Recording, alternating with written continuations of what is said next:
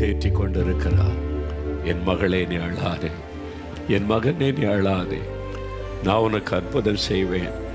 இப்போ இயேசுதான் உங்களோடு பேசி கொண்டிருக்கிறார், உங்களை தேற்றி கொண்டிருக்கிறார். அவர் சொன்னார், எனக்கு நான் அவர்களை தேற்றுவேன், நான் அவர்களை தேற்றுவேன். அவர் உங்களை தேற்றுகிறார்.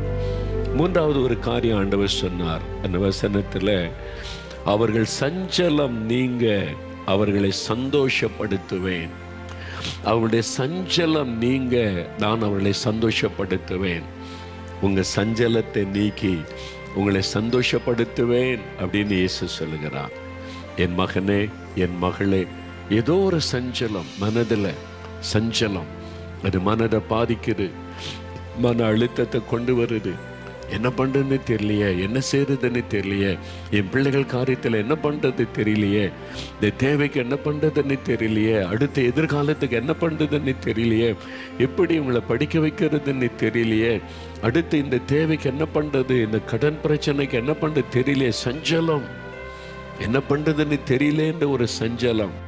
நான் உங்களை சந்தோஷப்படுத்துவேன், உங்களை சந்தோஷப்படுத்துவேன் அப்படின்னு ஆண்டவர் சொல்கிறார்.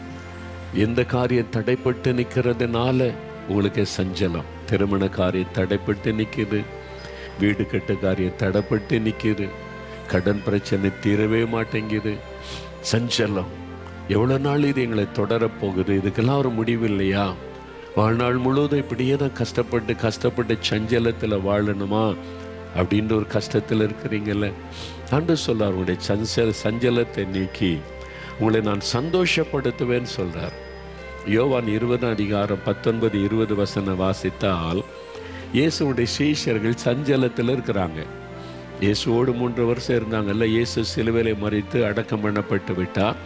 நான் 3ஆம் நாள் உயிர் தெழுப்பேன்னு சொன்னார். அது அவங்களுக்கு ஞாபகத்தில் இல்லை, அதை கவனிக்கல, அவங்க அந்த சிந்தையே இல்லை. அதனால இயேசு இறந்துட்டார், நம்ம அவ்வளோதான், இனி என்ன பண்ணுறது, இந்த இயேசுவை நம்பி வேலையெல்லாம் விட்டுட்டு வந்தோம், குடும்பத்தெல்லாம் விட்டுட்டு வந்தோம், இனிமேல் நம்ம எப்படி வாழ போகிறோம், எதிர்காலம் என்ன, மத தலைவர்கள் நம்ம கொலை பண்ண தேடுவாங்க, நம்ம கொலை பண்ணிடுறோம், மரண பயம், மனுஷரை குறைந்த பயம், எதிர்காலத்துக்கு குறித்த சஞ்சலம், என்ன பண்ணுறதுன்னு தெரில, யார்கிட்ட போய், இயேசுவே நம்மகிட்ட இல்லையே, அவர் தான் இறந்து அடக்கம் பண்ணியாச்சு, இனி என்ன பண்ணுறது.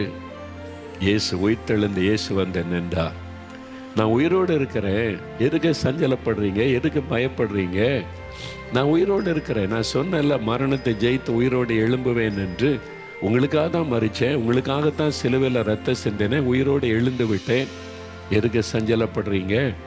இப்போ அவங்களுடைய துக்கம் சந்தோஷமாய் மாறிவிட்டார், அவங்க சந்தோஷப்பட்டார்கள், எவ்வளோ பெரிய மகிழ்ச்சி, சஞ்சலம் நீங்கி விட்டார், துக்கம் நீங்கி விட்டார், ஆண்டவர் அவங்களை சந்தோஷப்படுத்தினார்.